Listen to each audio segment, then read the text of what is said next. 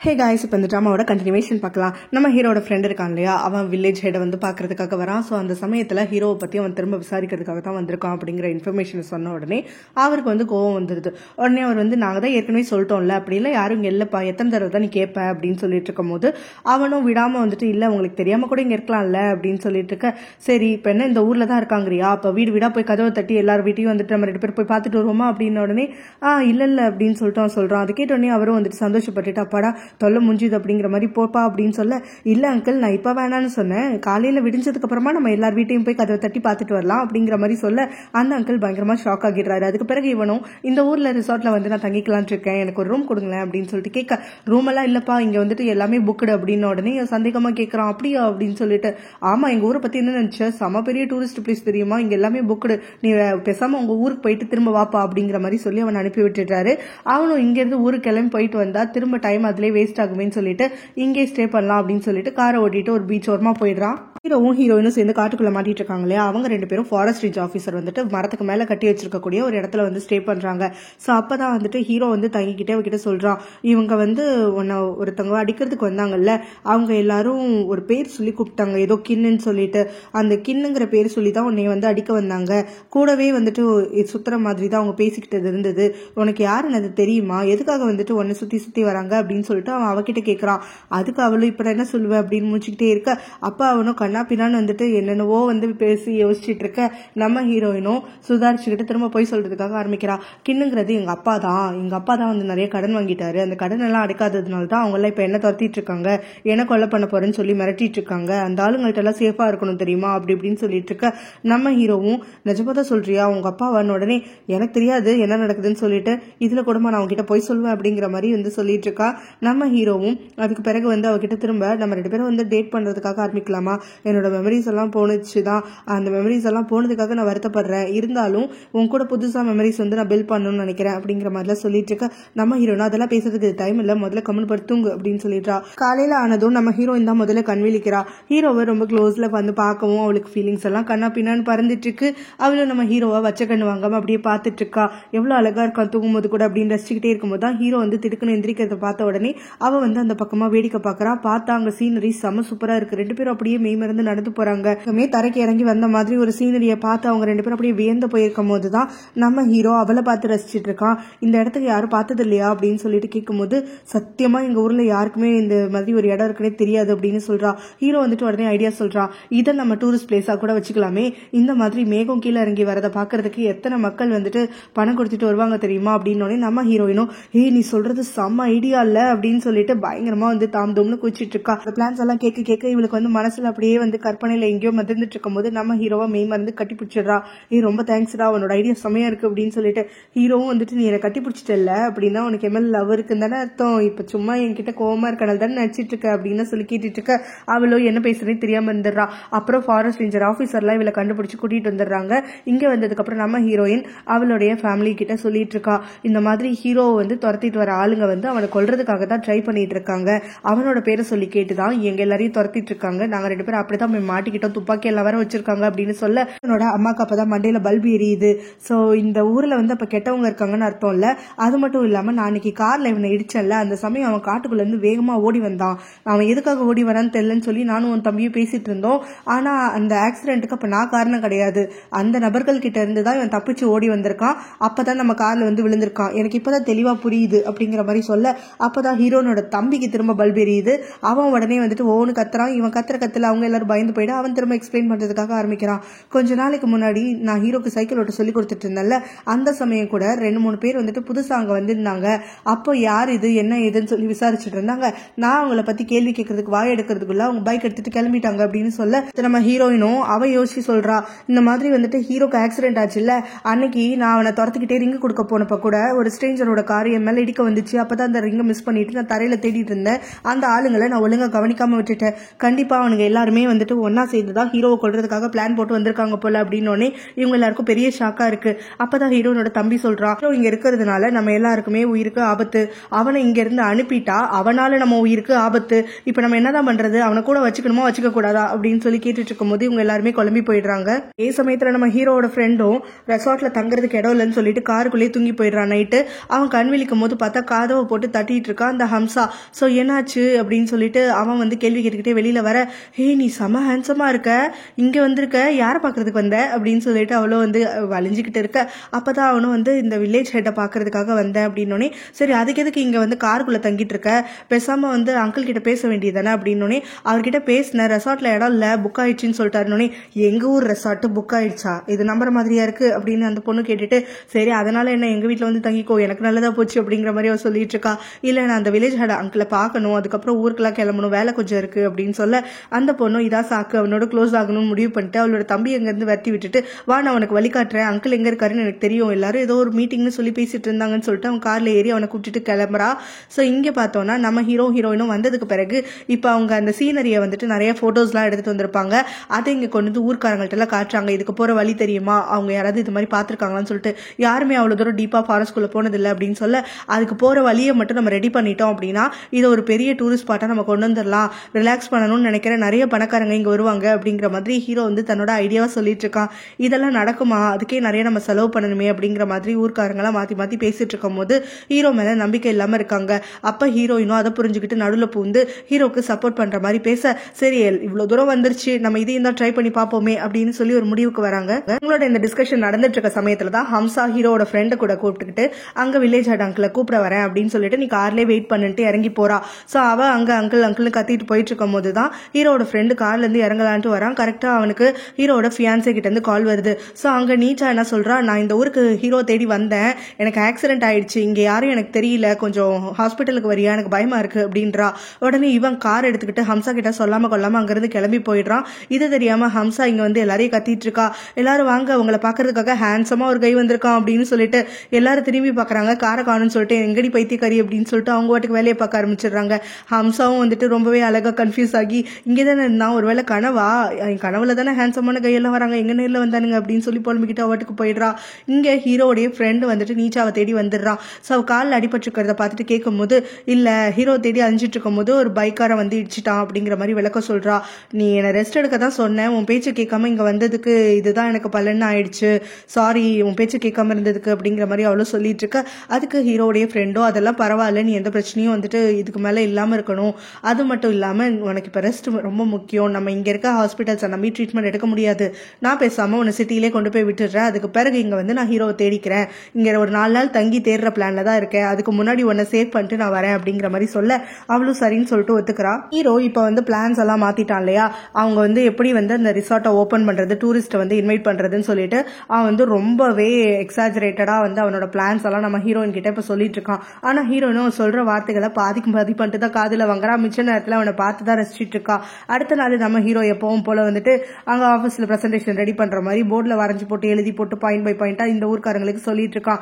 நம்ம வந்து பேசாம ஒரு அட்வென்ச்சர் ஊரா மாறிடுவோம், இந்த இடத்துல நிறைய ஸ்போர்ட்ஸ் காம்படிஷன்ஸ் கண்டக்ட் பண்ணுவோம், கூடவே சீனரிஸும் இருக்கறனால மக்கள் வந்துட்டு இங்க ஆர்வமா வருவாங்க அப்படிங்கிற மாதிரி சொல்லிட்டு இருக்கான்.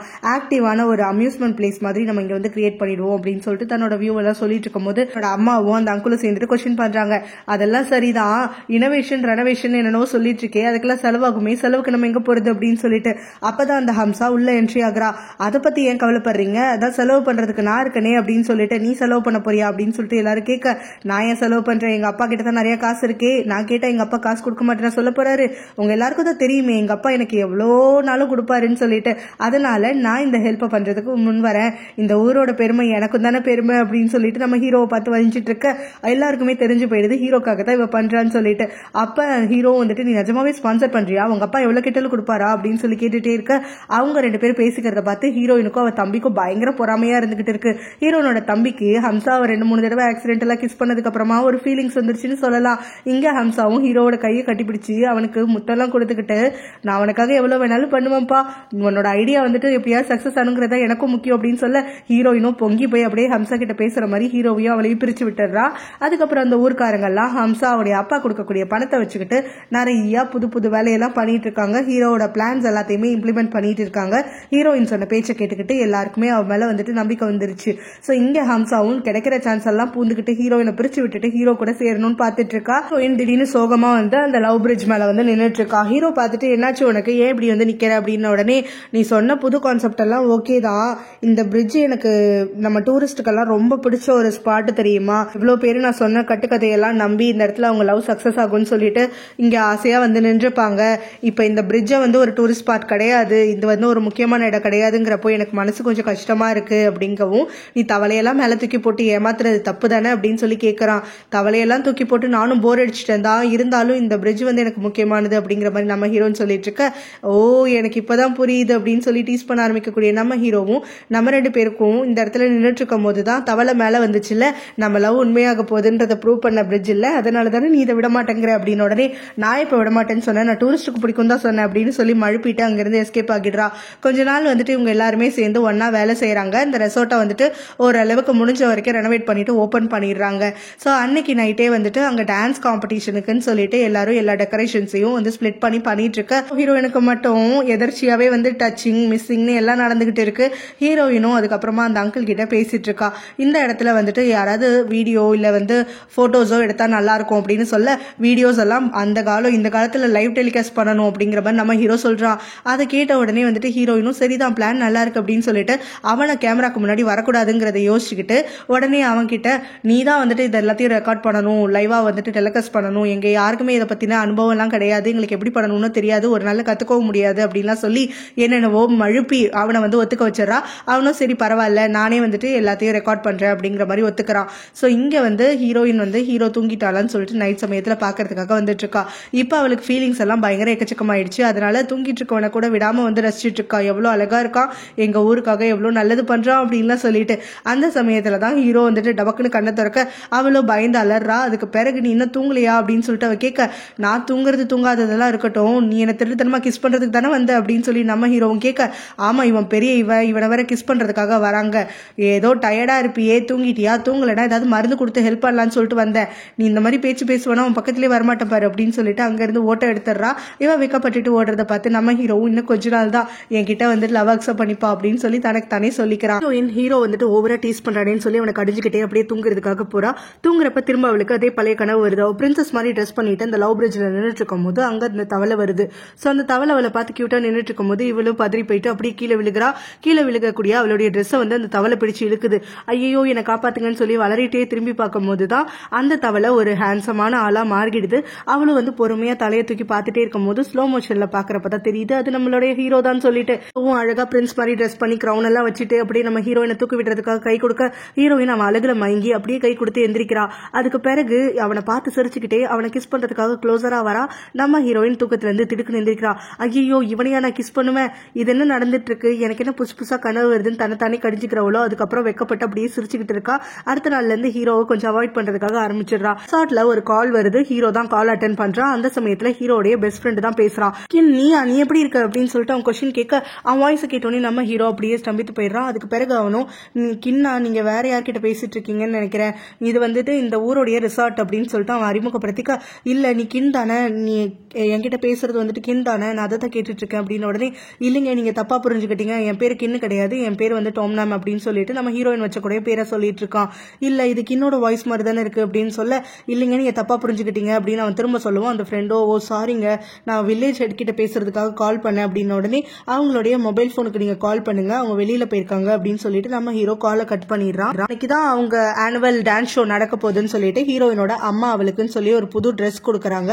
நம்ம ஹீரோயின் அந்த ட்ரெஸ் ரொம்ப நல்லா இருக்கு அப்படின்னு சொல்லிட்டு அவங்க அம்மாட்ட பேசிட்டு இருக்கும் போது அவங்க அம்மா என்ன சொல்றாங்கன்னா, இன்னைக்காகவும் இந்த குடும்பத்துக்காகவும் நீ நிறைய விழிச்சிட்ட, அதனால உன்னோட சந்தோஷத்தை பாக்குறதுக்காக இனிமே நீ ஆரம்பிக்கணும் அப்படின்லாம் சொல்லிட்டு அவளுக்கு அட்வைஸ் பண்றாங்க. நீங்க என்ன சொல்ல வரீங்க அப்படின்னு சொல்லிட்டு அவளை கேட்டுட்டு இருக்க, அதுக்கு அவங்க சொல்றாங்க, இந்த மாதிரி யாராவது உங்ககிட்ட திடீர்னு ப்ரொபோஸ் பண்ணாங்கன்னா அவங்க ப்ரொபோசலை நீ அக்செப்ட் பண்ணிக்கணும், ஏத்துக்க மாட்டேன்னு சொல்லக்கூடாது அப்படின்னு உடனே, என்னமா வளர்றீங்க, என்னை இங்கிருந்து துரத்தி விடுறதுக்காக பாக்குறீங்களா, என்னை வச்சுக்கிட்டதெல்லாம் உங்களுக்கு போதுமா, உங்க பையன் மட்டும் போதும்னு நினைக்கிறீங்களா அப்படின்னு சொல்லி கேட்டுட்டு இருக்க, அதெல்லாம் எதுவும் கிடையாது, உன மனசுல என்ன இருக்குங்கிறது எல்லாமே எனக்கு தெரியும், உன்னை பெத்தவன் நானு, உன்னால யார்கிட்ட வேணாலும் நடிக்க முடியும், என்கிட்ட நடிக்க முடியாது, நீ ஹீரோ வந்துட்டு இப்பெல்லாம் திட்டுறது கிடையாது, அவன் எங்க போனான், எப்ப வரான், அவன் சாப்பிட்டானா இல்லையா, நீ கேர் பண்ணிக்கிறது எல்லாத்தையும் நான் பாத்துக்கிட்டு தான் இருக்கேன் அப்படிங்கிற மாதிரி சொல்ல, நம்ம ஹீரோயினும் பயங்கரமா வெக்கப்படுறா. அப்ப அவளும் வந்துட்டு சொல்றா அவங்க அம்மா கிட்ட உண்மையை சொல்லாம எப்படிமா அப்படிங்கிற மாதிரி கேட்டுட்டு இருக்கா. அதுக்கு பிறகு டான்ஸ் ஷோ வந்துட்டு ஆரம்பிக்கும் போது ஹீரோயின் அழகா ட்ரெஸ் பண்ணிட்டு வந்துற ஹீரோவும் வந்துட்டு அந்த ஊருக்கார மாதிரி ட்ரெஸ் பண்ணிட்டு வந்து நிக்கிறான். ஸோ 2 பேரும் அப்படியே அவங்க அழகுல மறந்து ஒருத்தர் பார்த்துட்டு இருக்கும் போது ஹீரோனோட அம்மாவும் லைட்டா டீஸ் பண்ணிட்டு இருக்காங்க. 9 பொண்ணுங்க இந்த வருஷம் டான்ஸ்ல கலந்துக்கிறாங்கன்னு சொல்லி அங்க ஊர் தலைவர் அனௌன்ஸ் பண்ணதுக்கு அப்புறமா 9 பொண்ணுங்களும் டான்ஸ் பண்றதுக்காக ஸ்டேஜுக்கு வராங்க, நம்ம ஹீரோயின் ஹம்சா உட்பட. ஸோ ஹீரோயினுக்கும் ஹம்சாக்கும் அங்க வந்து பயங்கரமா சண்டை மாதிரி தான் போயிட்டு இருக்கு. இவங்க எல்லாரும் டான்ஸ் பண்ணிட்டு இருக்கும் போது இதுல வந்து யார் நிறைய மாலை, அதாவது ஆண்கள் வந்து யாரோட டான்ஸ்ல மயங்கி நிறைய ஒரு பொண்ணுக்கு வந்து மாலை கிடைக்குதோ அந்த கவுண்டை பேஸ் பண்ணி தான் அந்த பொண்ணு வந்து யாராவது ஒரு ஆண்களை செலக்ட் பண்ணி அவங்கள டேட் பண்ணலாம் அப்படிங்கிற மாதிரி இங்க வந்து இருக்கு. ஸோ இதை வந்துட்டு தெரிஞ்சுக்கிட்டு ஹம்சா என்ன பண்றானா, அவளோட பிளானா தான் இது இருந்துட்டு இருக்கு. அவ தம்பியை விட்டு அங்க இருக்கக்கூடிய மாலை எல்லாத்தையுமே வெவ்வேறு ஆளுங்கள்ட்ட கொடுக்க சொல்லி அதை வாங்கி அவ போட்டுக்கிறா. எதுவுமே கிடைக்கலன்னு சொல்லிட்டு அவளோட தம்பிக்கும் ஹீரோக்கும் அப்பதான் ரியலைஸ் ஆகுறாங்க. அதுக்கப்புறமா நம்ம ஹீரோ என்ன பண்ணலாம்னு சொல்லி அப்படியே யோசிச்சுட்டு வரும்போதுதான் ஹம்சாக்கும் ஹீரோனுக்கும் சண்டை முட்டிட ஹம்சா வந்து ஹீரோனை பிடிச்சு தள்ளி விடுறா. ஹீரோ மேல அவ வந்து விழுந்துடுறா. அதனால உனக்கு மாலை கொடுக்க முடியாது, அதுக்கு பதிலா நிஜமான பூவை கொடுக்க முடியும் அப்படின்னு சொல்லிட்டு பூவெல்லாம் எடுத்துட்டு வந்து அவ தலையில எல்லாம் வச்சு விட்டுட்டு இருக்கான். இதை பார்க்க ஹம்சாக்கு வந்து கடுப்பேறுது. இங்க இவங்க 2 பேரும் இப்படி ரொமான்ஸ் பண்ணிட்டு இருக்கதை பார்த்து ஹீரோனோட அம்மா சந்தோஷப்பட்டு இருக்காங்க. சோ ஹம்சாவும் வந்துட்டு இப்ப சொல்றா, ஹீரோவும் ஹீரோயினும் சேர்ந்து ஏமாத்துறாங்க, சீட்டிங் வேலை பண்றாங்க, பாருங்க என்கிட்ட தான் நிறைய மாலை இருக்கு, அப்ப நான் தானே சூஸ் பண்ணணும், நான் ஹீரோ தான் சூஸ் பண்றேன், ஹீரோ என் கூட தான் டான்ஸ் ஆகணும் அப்படின்னு சொல்லிட்டு கத்திட்டு இருக்க. நம்ம ஹீரோ ரொம்பவே பொறுமையா சொல்றான், இந்த ரூல்ஸ்க்கெல்லாம் நான் ஒத்துக்கிட்டேன்னு சொல்லவே கிடையாது, உனக்கு என்ன சூஸ் பண்றதுக்கு வந்துட்டு ஒரு சான்ஸ் இருக்குன்னா எனக்கும் நான் பிடிச்ச பொண்ணை தானே சூஸ் பண்ணணும், நான் ஹீரோயினை தான் சூஸ் பண்றேன் அப்படின்னு சொல்லிட்டு ஹீரோயினை கூப்பிட்டுக்கிட்டு ஆடுறதுக்காக போயிடுறான். இவங்க 2 பேர் டான்ஸ் பண்ணிட்டு இருக்கும் போது நம்ம ஹீரோ திரும்ப அவனுடைய ப்ரொபோசலை ஹீரோயினுக்கு கொடுத்துட்டு இருக்கான். இந்த மாதிரி நான் பழசெல்லாம் மறந்து போயிட்டேங்கிறது எனக்கு ரொம்ப கவலையா இருக்கு, இருந்தாலும் உன்னோட புது மெமரிஸ் வந்து நான் கிரியேட் பண்ணணும், எனக்கு ஒரு சான்ஸ் கொடுப்பேன்னு நினைக்கிறேன், நீ இந்த ஊருக்கு வந்ததுக்கு அப்புறம் என்னோட உயிரை பல முறை காப்பாத்திருக்க, எனக்கு தெரிஞ்சதெல்லாம் நீ மட்டும்தான், பெண்கள்ல எனக்கு வேற யாரையுமே தெரியாது, நான் உன்கிட்ட எவ்வளவு உண்மையா இருக்க முடியுமோ அவ்வளவு உண்மையா இருப்பேன், உனக்காக நிறைய சம்பாதிச்சு கொடுக்குறேன், உன்னை பத்திரமா பார்த்துப்பேன் அப்படி இப்படின்னு அவன் டைலாக் பேசிக்கிட்டு இருக்க. நம்ம ஹீரோயினும் இல்ல நீ முன்னாடி மாதிரி இருந்து இதை பேசியிருந்தா நான் அக்செப்ட் பண்ணிருப்பேன் அப்படின்றா, நீ சொல்றது எனக்கு புரியல அப்படிங்கிற மாதிரி அவன் சொல்றான். இல்ல உன் மெமரிஸ் எல்லாம் உன்கிட்ட இல்ல அப்படின்னு சொல்லிட்டு அவன் சொல்ல, அது முக்கியம் இல்ல, நம்ம புதுசா வேற மெமரிஸ் கிரியேட் பண்ணிக்கலாம் அப்படின்னு சொல்லி அவளோட கையை இழுத்து வச்சு அதுல ரிங் போடுறதுக்காக வரான். முழுசா அவன் கையில மாட்டுறதுக்குள்ள நம்ம ஹீரோயினும் இல்ல நான் உன்கிட்ட ஒரு உண்மையை சொல்லணும், அதுக்கு பிறகு வந்துட்டு நீ இதெல்லாம் பண்ணு அப்படிங்கிற மாதிரி சொல்றா. சோ அப்ப நீ வந்து ரெடியா தான் இருக்க இல்லையா என்ன கல்யாணம் பண்ணிக்கிறதுக்கு, எனக்கு ஒரு சான்ஸ் கொடுக்கறதுக்கு அப்படின்னு சொல்லி நம்ம ஹீரோவும் குஷியா கேட்க, நான் முதல்ல சொல்ற உண்மையை கேள அப்படிங்கிறா நம்ம ஹீரோயின். அப்பதான் அங்க ரவுடிஸ் வந்துடுறாங்க. அதுல ஒருத்தன் கன் எடுத்து நம்ம ஹீரோ ஷூட் பண்ண போட அவன் உயிரோட இருக்கணும் அப்படின்னு சொல்லிட்டு இன்னொருத்தவன் கையை விலக்கி விடுறான். சோ கன் ஷாட் சவுண்ட் கேட்ட உடனே அங்க இருக்கவங்க எல்லாம் பதற ஆரம்பிச்சுறாங்க. நம்ம ஹீரோவும் கையில இருக்கக்கூடிய ரிங் கீழே தவற விட்டுடுறான். சோ ஹீரோயினை காப்பாத்தணும் அப்படிங்கிற நோக்கத்தோட ஹீரோ அவளை தரன்னு வெளியில எடுத்துட்டு வந்துடுறான். அவ சேஃபா இருக்கான்னு தெரிஞ்ச உடனே அவன் திரும்ப உள்ள போகணும்னு சொல்றான். ஹீரோயின் அதுக்கு மறுக்கிறா. இல்ல அந்த ரிங்கை வந்து நான் உள்ளே விட்டுட்டேன், அந்த ரிங் இல்லாம என்னால வர முடியாது, நான் அதை போய் எடுத்துட்டு வரேன்னு அவளை கட்டாயப்படுத்திட்டு அவங்க வரான். அப்பதான் ஊர்க்காரங்க எல்லாரும் சேர்ந்து அந்த கன் வச்சிருக்க 2 பேரையும் வந்து பிடிச்சிட்டு பயங்கரமா அடிக்கிறாங்க. ஆனா அவங்க வந்து கூட்டத்துல அடிச்சிட்டு இருக்கும் போது இவங்க 2 பேரும் அடியில கொடி நழுவி வெளியில வந்து மிஸ் ஆகிடுறானுங்க. சோ இவங்க வந்து அவங்களை தேடி அழிஞ்சிட்டு இருக்கும் போது நம்ம ஹீரோவும் ரிங் எடுத்துட்டு வந்துட்டு ஹீரோயினை காணும்னு சொல்லி தேடிட்டு இருக்கான். சோ இவன் இங்க தேடிட்டு இருக்கும் போது தான் டக்குன்னு கின் அப்படின்னு சொல்லிட்டு அங்க நம்ம ஹீரோவுடைய பெஸ்ட் ஃப்ரெண்ட் வந்து நின்றுட்டு இருக்கான். இவனை பார்த்து வந்துட்டு அந்த ஃப்ரெண்டும் ரொம்ப சந்தோஷப்பட்டுட்டு, கின் உனக்கு ஒன்னும் ஆகலையா, நீ சேஃபா தான் இருக்கியா அப்படின்னு சொல்லி அவனை கட்டி பிடிச்சிட்டு இருக்க. யாரு நீங்க, என்ன பேசிட்டு இருக்கீங்க, நான் ஒன்னும் கின் கிடையாது, எப்ப பாரு என்ன எல்லாரும் அப்படியே கூப்பிட்டு இருக்கீங்க அப்படின்னு சொல்லிட்டு ஹீரோ வந்துட்டு அவன் கையை விலக்கி சண்டை போட்டுட்டு இருக்கான். அப்பதான் அங்க அந்த டேச்சன் வரா. நம்ம ஹீரோவை ஷூட் பண்றதுக்காக குறி வைக்க ஹீரோவுடைய பெஸ்ட் ஃப்ரெண்டும் வந்துட்டு ஹீரோவை பிடிச்சு தள்ளி விட்டுறான். அதனால ஹீரோக்கு அங்க இருக்கக்கூடிய சில மேல தலை அடிபட்டு அப்படி கீழே மயங்கி விழுந்துற. இந்த பக்கம் டேச்சன் வந்துட்டு திரும்ப ஹீரோவை ஷூட் பண்றதுக்காக வர அந்த பெஸ்ட் ஃப்ரெண்டும் வந்துட்டு கத்துறதுக்காக ஆரம்பிக்கிறான். நீ தப்பு பண்ற, இதுல இருந்து நீ தப்பிக்க முடியாது அப்படின்னு சொல்லிட்டு. கரெக்டா அங்க போலீஸ் வந்துடுறாங்க.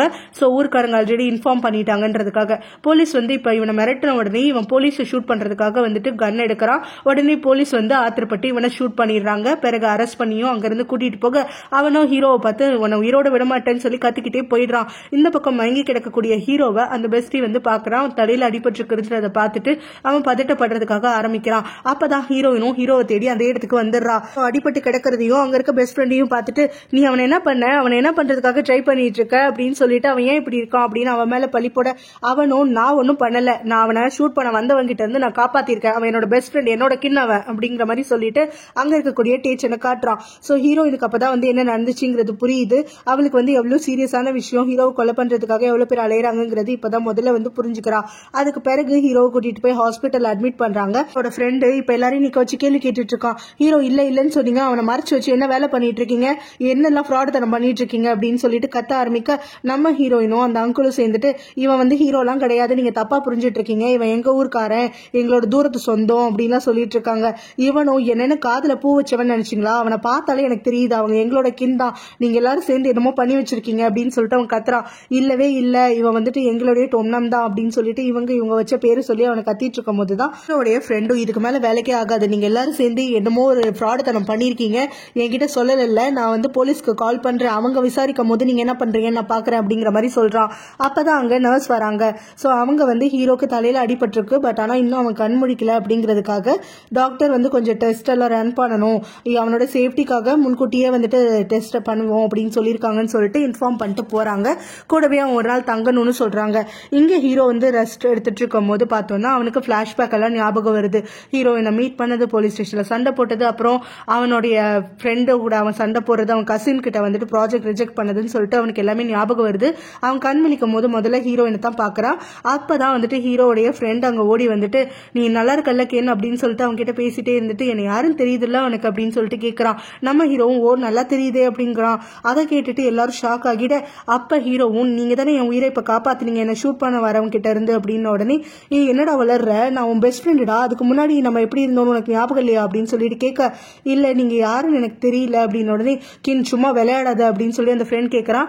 நீங்க கின்னு என்ன வேற யாரோ நினைச்சு பேசிட்டு இருக்கீங்க அப்படின்னு சொல்லிட்டு இருக்க, நம்ம ஹீரோவும் அவனை கையை வந்து லைட்டா விலக்கி விட, நீ என்கிட்ட எப்படி வேணாலும் விளையாடு நான் பொறுத்துப்பேன், ஆனா அங்க உனக்காக நீச்சா காத்துட்டு இருக்கா, அவ எவ்வளவு பயந்து போயிருக்கா தெரியுமா, ஒரு நாளும் அவ்வளவு பதட்டப்படுறா அவனுக்கு ஏதாவது ஆயிடுச்சுமோன்னு சொல்லிட்டு, கண்டிப்பா நீ நீச்சா கிட்ட பேசியே ஆகணும்டா அப்படின்னு உடனே நீச்சாவா அது யாரு, எனக்கு அப்பெல்லாம் யாரையும் தெரியாதே, எனக்கு ஹீரோயினை தவிர எந்த பொண்ணையும் தெரியாதே, நான் இவ்வளவு தான் காதலிக்கிறேன் அப்படின்னு சொல்லிட்டு அவன் ஃப்ரெண்ட் கிட்ட சொல்ல, அவனோட பேச்சை கேட்டு கன்ஃபியூஸ் ஆகுற அந்த ஃப்ரெண்டும் சீக்கிரத்திலே வந்து கோவத்தோட வெளியில வரான். நீ என்ன பண்ணிட்டு இருக்க, நீச்சாவை ஏமாத்தலான்னு பாக்குறியா, நீச்சா அவனை நினைச்சு எவ்வளவு கஷ்டப்பட்டு இருக்கா தெரியுமா, நீ இங்க கண்டவங்க கூட எல்லாம் வந்துட்டு கூத்தடிச்சிட்டு இருக்க, கண்டவங்க தான் உன் லைஃப்ல முக்கியம்னு சொல்ற அப்படின்னு சொல்லிட்டு ஹீரோவை போட்டு உலுக்கி எடுக்க, அப்ப அவனை கட்டாயப்படுத்தி ஊர் தலைவரும் ஹீரோயினோட தம்பியும் சேர்ந்து வெளியில கூட்டிட்டு போயிடுறாங்க. அதுக்கு பிறகுதான் அங்க அந்த டேச்சனை வந்துட்டு போலீஸ் ஷூட் பண்ணாங்கல்ல, அதனால அவனை ட்ரீட்மெண்ட்டுக்குன்னு சொல்லி ஹாஸ்பிட்டலுக்கு கூட்டிட்டு வந்திருக்காங்க. இப்ப அவனுக்கு அங்க ட்ரீட்மெண்ட் எடுத்துட்டு அவன் வெயிட் பண்ணும் போது அவன் கையை வந்து அரெஸ்ட் பண்ணி அங்கேயே மாட்டி வச்சிருக்காங்க. சோ அப்ப இவன் யாரு என்னன்னு சொல்லிட்டு போலீஸ் வந்து கேக்குறப்போ அந்த ஊர் தலைவர் வந்து ஏதோ திருடு கும்பல்னு நினைக்கிறோம் அப்படின்ற மாதிரி சொல்ல, அவனோட ஃப்ரெண்டுக்கு ஹீரோ தான் டார்கெட் வைக்கிறான் அப்படிங்கறதே வந்துட்டு ஒரு டவுட்டா தான் இருந்துட்டு இருக்கு. இவங்க சொல்ற பேச்செல்லாம் கேட்டு ரொம்ப நாளா எங்க ஊருக்குள்ளதான் சுத்திட்டு இருக்காங்க போல, எங்க ஊர் ஆளுங்கெல்லாம் இவங்களை பாத்துருக்காங்க அப்படின்னு சொல்லிட்டு அந்த ஊர் தலைவரும் வந்து பேசிட்டு இருக்கும் போது, இது ஏதாவது பணம் சம்பந்தப்பட்ட பிரச்சனையா அப்படின்னோடாவது அதுவா கூட இருக்கலாம், எங்களுக்கு சரியா தெரியல அப்படிங்கிற மாதிரி சொல்லிடுறாங்க. அதுக்கு பிறகு போலீஸ் வந்துட்டு அங்கிருந்து கிளம்புன உடனே இந்த தேய்ச்சனை வந்துட்டு அவனுடைய ஆள் ஒருத்த வந்து அங்கிருந்து எஸ்கேப் ஆகி கூட்டிட்டு போயிடுறான். சோ அடுத்த நாள் காலையில தான் போலீஸ் வந்து இந்த விஷயத்த ஹீரோவோட குரூப் கிட்ட சொல்றாங்க. சோ அங்க இருக்கவங்க எல்லாம் கோவப்படும் போது ஹீரோயினோட தம்பி தான் சொல்றான், ஆமா அங்க வந்து வேற 2 பேர் தான் இவனை வந்து ஃபர்ஸ்ட் ஷூட் பண்றதுக்காக வந்தாங்க அந்த டான்ஸ் ஃப்ளோர்ல, நம்ம வந்து ஹீரோக்கு அடிப்பட்ட உடனே அவங்க எல்லாரையும் மறந்துட்டு இங்க வந்துட்டோம், அந்த ஆட்கள் தான் காப்பாத்திருப்பாங்கன்னு எனக்கு தோணுது அப்படின்னு சொல்லிட்டு தன்னோட வியூவை சொல்றான். சோ போலீஸும் வந்துட்டு யாரு என்னன்னு ஏதுன்னு அடையாளம் வந்துட்டு கேட்டுட்டு இருக்காங்க. தன்னை காப்பாத்தினவனுக்கு தேங்க் பண்ணிட்டு இருக்கும் போதுதான் அவனுக்கு பின்னாடி இருந்து ஒளிஞ்சிருக்கக்கூடிய ஹீரோவுடைய கசன் அங்க வெளியில வரான். இதுல இருந்தா நம்மளுக்கு தெரியுது இவனுங்க 2 பேரும் வந்துட்டு ஒன்னு சேர்ந்துதான் ஹீரோவை வந்து கொல்றதுக்கு துடிக்கிறானுங்கன்னு. இதோட இந்த பாட்டு முடியுது.